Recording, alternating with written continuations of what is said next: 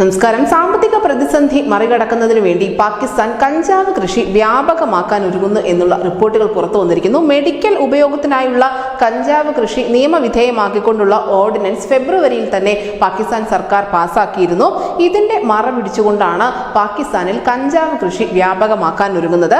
പക്ഷേ ആഗോള ലഹരി മാർക്കറ്റ് തന്നെയാണ് ഈ നീക്കത്തിന് പിന്നിലുള്ള പ്രധാനപ്പെട്ട ലക്ഷ്യം.